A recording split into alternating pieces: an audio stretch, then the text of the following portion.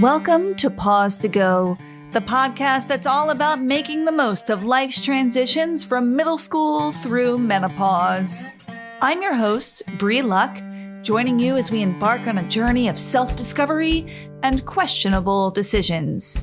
Get ready for heartfelt conversations, expert insights, and personal stories that'll have you laughing, crying, and saying, "Thank goodness I'm not alone."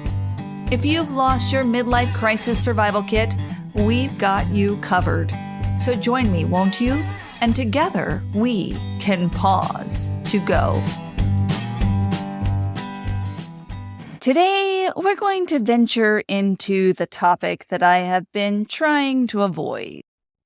Because I am not a medical professional, and I am not a biology expert, and I am not super well versed in any talk about the human body.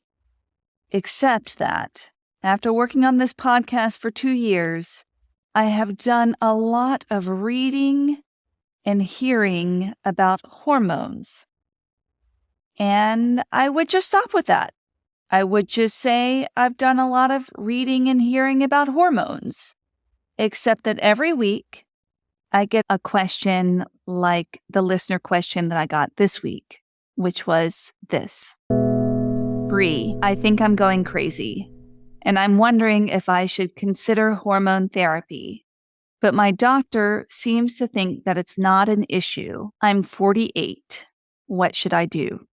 It's this kind of question that gets me every time, because the first thing that I would do is to say, why is your doctor saying that it's not an issue?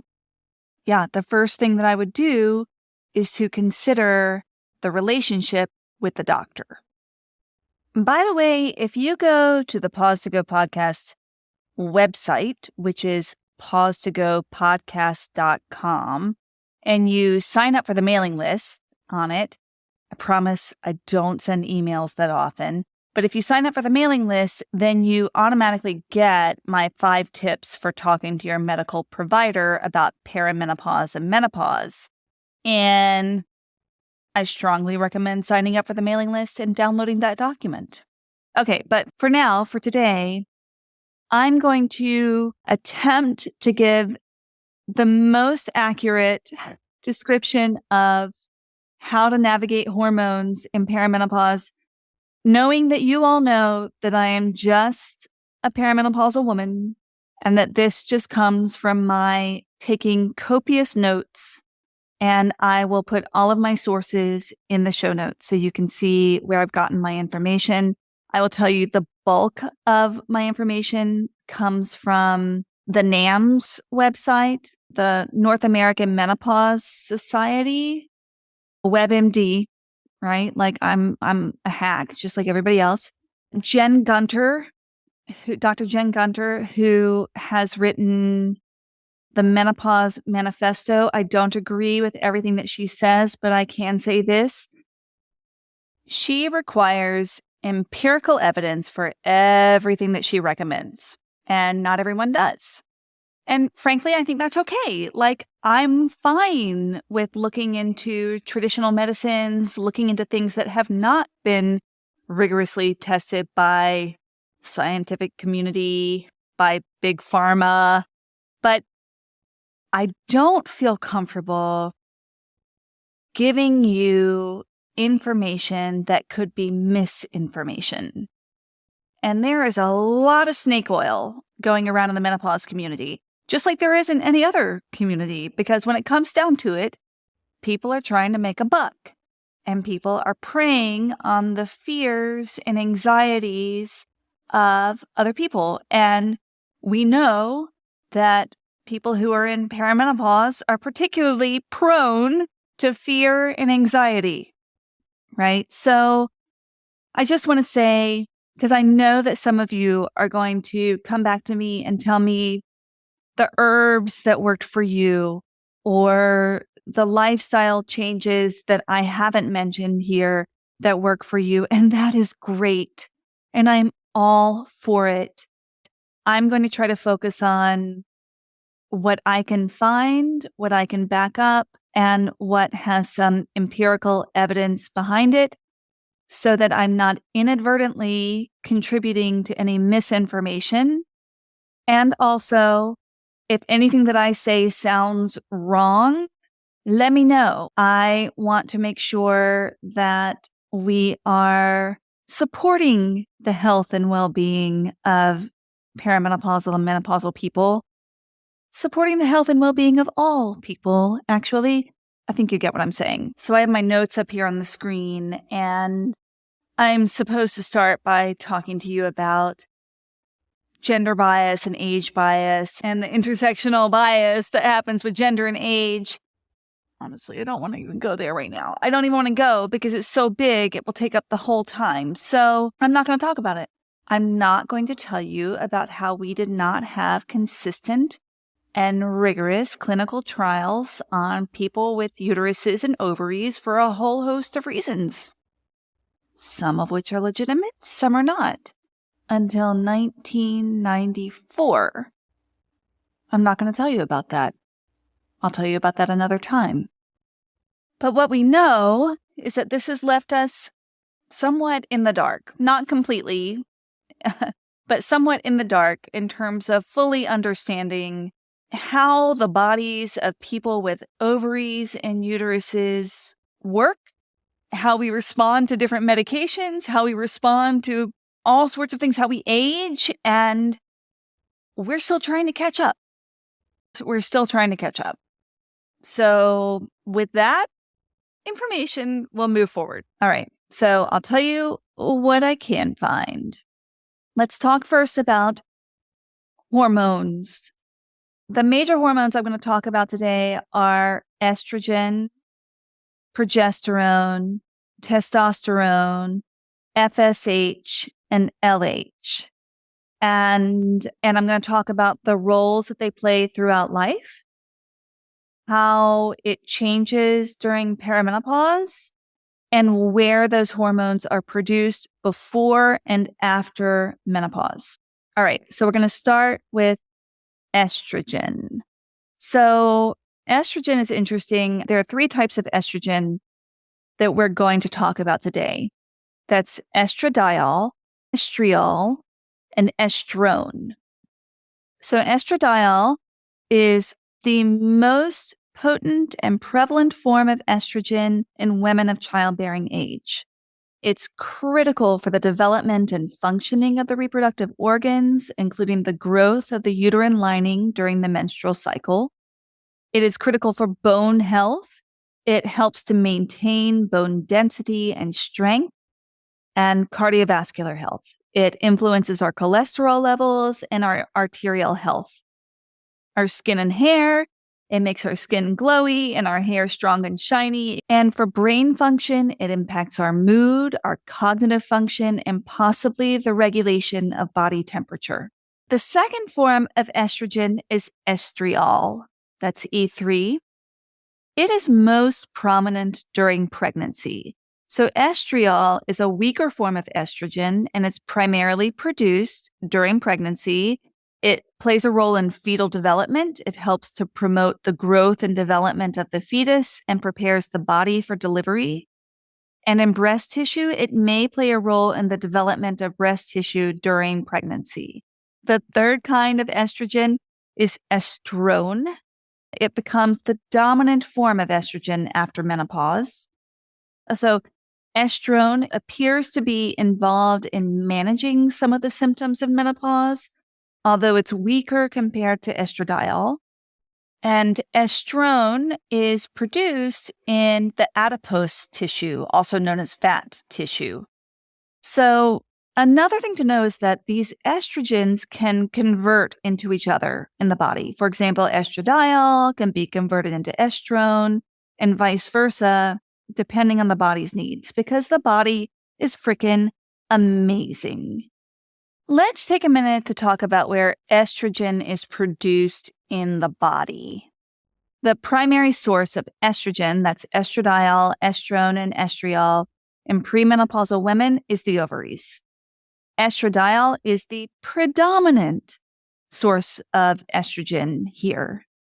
And then I already talked a little bit about it, but I'm going to reiterate it. Adipose fat tissue contributes to the production of estrogen, especially estrone, through the conversion of okay, it's really hard for me to pronounce this word, but I'm going to do my best. And if somebody else has a better pronunciation, you can leave me a message. All right.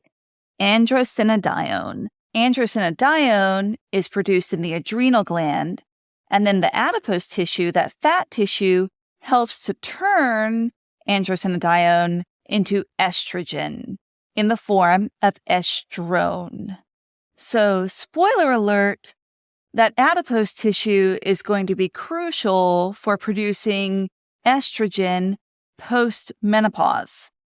And estriol is produced by the placenta during pregnancy, which is good because that's the form of estrogen that's really needed during pregnancy. Then also other tissues, peripheral tissues like skin, muscle, and bone, they can also produce small amounts of estrogen.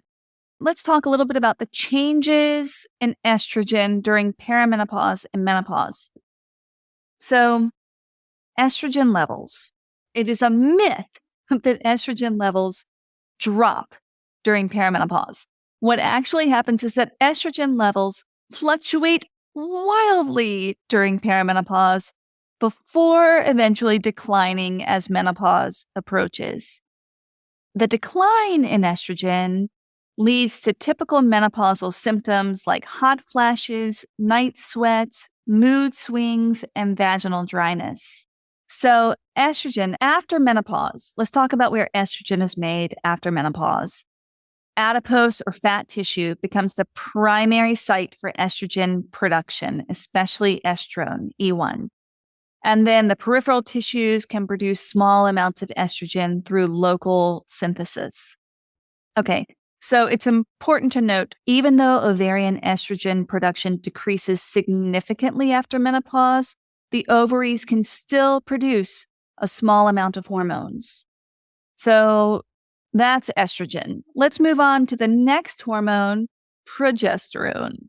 By the way, if you love this talk about hormones, bless you. But there is a fantastic episode of the Huberman Lab that came out.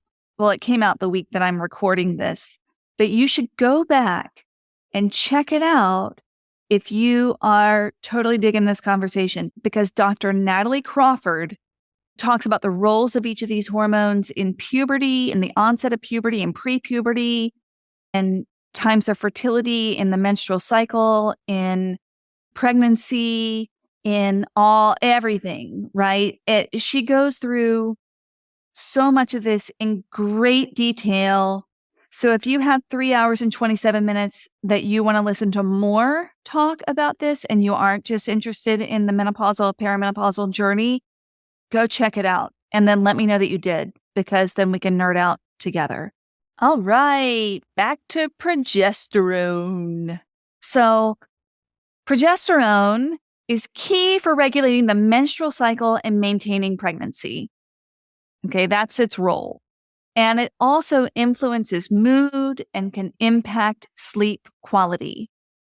So in perimenopause and menopause, progesterone production tends to decrease as ovulation becomes less frequent. And some of the side effects of this can be mood changes, irregular menstrual cycles, and sleep disturbances. Let's talk about where progesterone is made. Simply, it's made in the ovaries, specifically the corpus luteum in the ovaries. The corpus luteum produces progesterone during the second half of the menstrual cycle. And then the adrenal glands. So the adrenal glands produce a small amount of progesterone, and then the placenta becomes a major source of progesterone during pregnancy because it helps to maintain the pregnancy. After menopause, progesterone is produced in the adrenal glands. They are the primary source of progesterone, although it's worth noting that the overall levels of progesterone truly drop significantly. Next, we're going to talk about testosterone. This is what I'm being tested for right now, by the way. I just had my testosterone levels tested, and they are low. So now we're going to get my estrogen and progesterone tested, but we have to wait until it's the right time in my cycle to test it. So we'll see. All right. So the role of testosterone is important for sexual function and libido. It contributes to muscle mass and bone strength, and it affects energy levels and overall well-being. So my testosterone is low and I feel like crap. I'm just kidding. I actually feel fine. I would never have known that my testosterone was low, but it's certainly worth checking out. Maybe my testosterone dropping is like that frog in boiling water metaphor. It's such a terrible metaphor. I keep using it.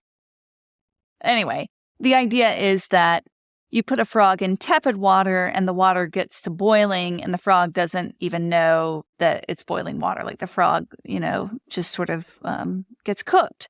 And maybe that's happened to me with testosterone. Maybe my testosterone has dropped so slowly over the years that I haven't even noticed it, but I didn't even realize how cruddy I feel because it's happened so slowly that it feels like normal. Anyway, back to testosterone. During perimenopause and menopause, testosterone levels gradually decline, affecting libido, muscle mass, and energy. So, before menopause, the ovaries produce testosterone, although in much, much smaller amounts compared to the estrogen and progesterone. The adrenal glands also produce testosterone, along with other androgens, which are male sex hormones. It's important to know that regardless of your gender, you are making male and female sex hormones. We're not all that different, y'all, except when it comes to medical research. Then we are very different. Okay. And then peripheral tissues. So peripheral tissues can convert other androgens like androstenedione into testosterone. And after menopause, testosterone is made in the adrenal glands, along with the other androgens. And despite the decrease in ovarian functions, the ovaries can still produce testosterone post-menopause. It's also really interesting.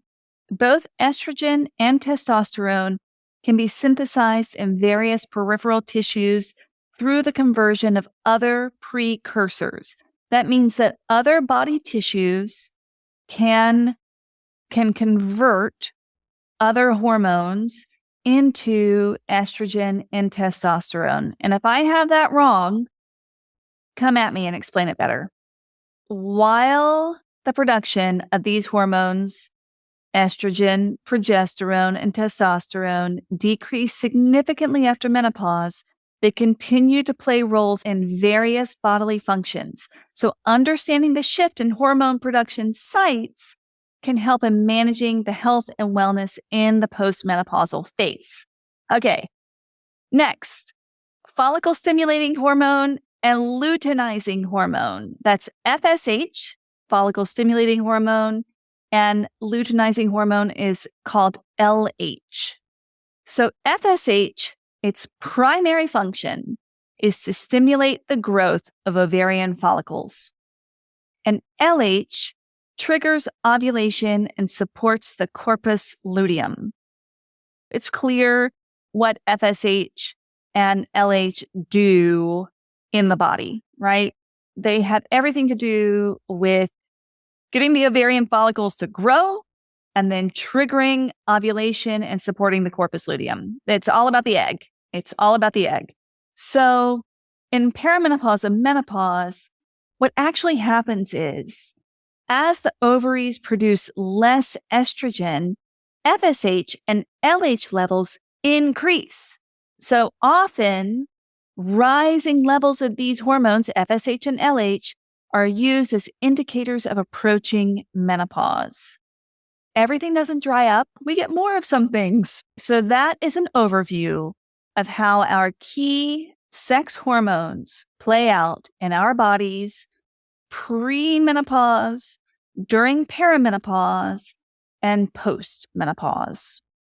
Now we're going to talk about when to seek medical advice. I want to start this part of the conversation by saying that perimenopause and menopause are not a disease.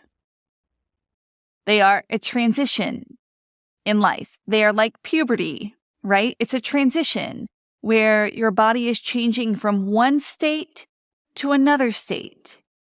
And with that transition come various side effects, or you may call them symptoms, right? I don't like symptoms because it feels like a disease, but I'll occasionally call them symptoms too, because that's what the language has done to us. Anyway, you may decide that you have some side effects of perimenopause and menopause that are too much to deal with, that are too overwhelming, that are too uncomfortable, and you may want to seek medical interventions or lifestyle interventions or any kind of interventions. You may also have these side effects and decide that you don't need any interventions. Full disclosure, this week, I am not on any kind of hormone therapy. Right now, not any hormone therapy at all. I did try an estradiol cream for about a month, and it wasn't for me. That wasn't for me. But for other people, I'm sure it could be very, very helpful. But I just also want to say it's good to know that you don't have to be utterly miserable during this time, and that there are interventions that can ease this period for you. But also, you don't have to jump on the hormone bandwagon just because it's trendy. It reminds me of childbirth, right? How there are certain trends in childbirth. And so when I was pregnant, a lot of people were inducing their labor. There were a lot of cesareans that were happening. And there was also a lot of stigma around getting a cesarean because even though a lot of people were inducing their labor, people are getting pressured into cesareans, there was also this pressure to have a very natural, hippie childbirth. And that's certainly what I wanted. I really wanted a no medication childbirth, but I had a complicated pregnancy with my first child, and I ended up having a C-section. And then I tried for a VBAC with my second child, and I ended up having a C-section with her too. And you know what? It was fine. It was what I needed. And the biggest issue was actually my worry and concern about what I was supposed to be doing. All to say that this is your body, and you can decide whether or not you need more support in going through perimenopause. That said, anytime you have a condition that makes it difficult to go about your day-to-day life, that impacts the quality of your life, it is worth looking at different modalities of support. And today we're focusing on medical support as we talk about hormones and hormone imbalances. Let's talk now about the symptoms of hormone imbalances. Know that hormonal imbalances during perimenopause and menopause can manifest in various ways. And some of the key symptoms to be aware of include irregular periods. Again, that can be heavier or lighter, shorter or longer, skipping periods or having more periods. It can be pretty much anything. The big thing is that there's a change in the cycle. So if you had a cycle that was 28 days and now you've gone down to 21 days, or you've gone up to 43 days, it's worth noting and certainly telling your medical provider about that at some point so that everybody's aware of that.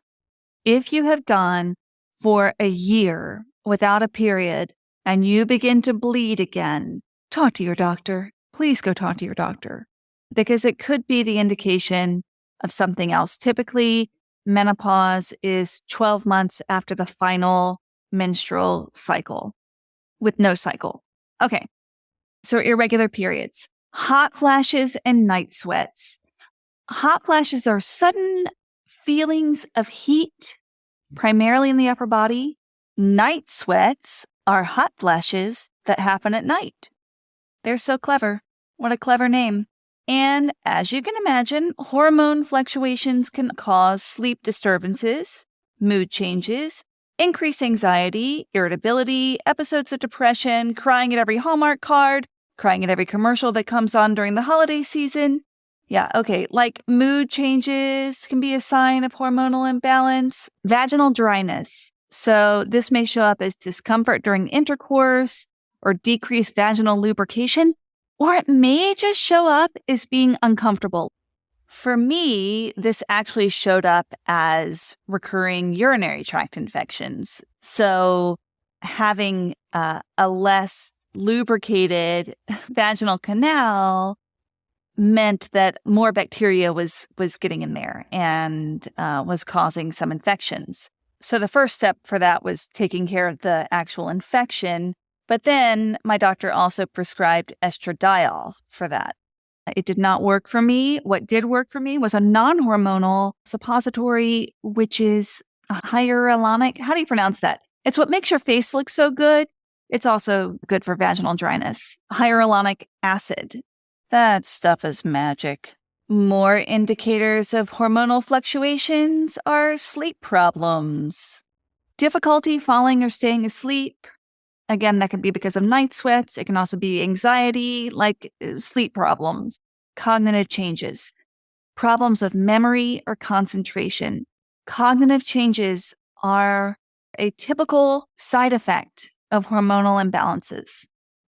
So other physical changes because of hormonal imbalances could include weight gain, reduced metabolism, thinning hair, and dry skin. There are many, many others, but these are some of the most common side effects. So all of these physical changes are normal. They are a normal part of going through major hormonal fluctuations. Knowing that those side effects are typical for people in perimenopause could be helpful, right? If they are bothering you, though, and if you want support, go to your doctor, go to your medical care provider. And here's the important part. Don't wait. Don't wait too long. Don't be like me. I'll tell you, I waited too long. I just went to my doctor and she fussed at me a little bit lovingly. She's wonderful because I didn't come in to talk to her about a few things that have been going on with me for a while. I will say it is hard to get into a doctor. It is hard to get in with a doctor these days. I didn't not go for a lack of trying. I just didn't try that hard. Okay.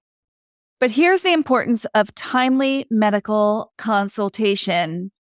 Number one, accurate diagnosis. Professional evaluation can help to differentiate between menopause-related symptoms and other medical conditions.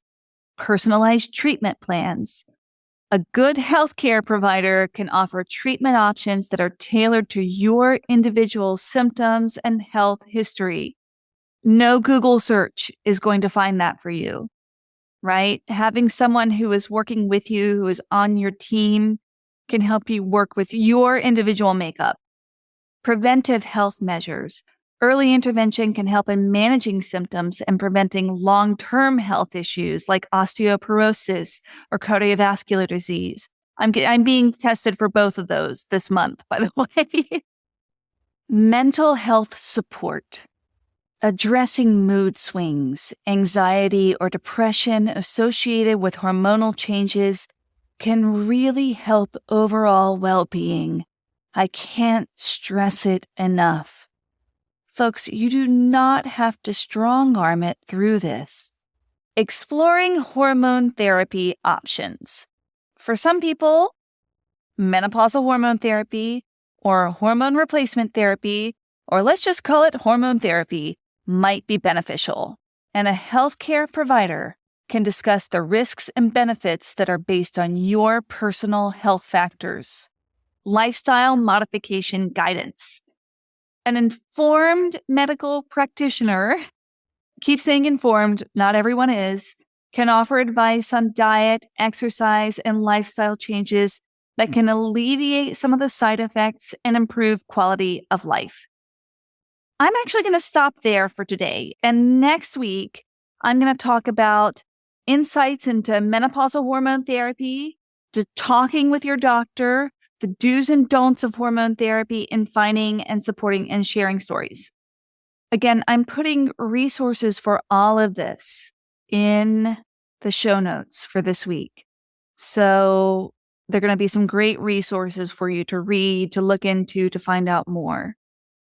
Another thing you may want to do is to just start keeping track of things that you're going through.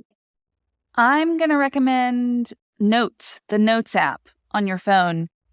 If I'm having unusual feelings, I try to note the date, any circumstances that I can remember about the feeling, like if I had some different food that day or tried a new detergent that day or whatever, right?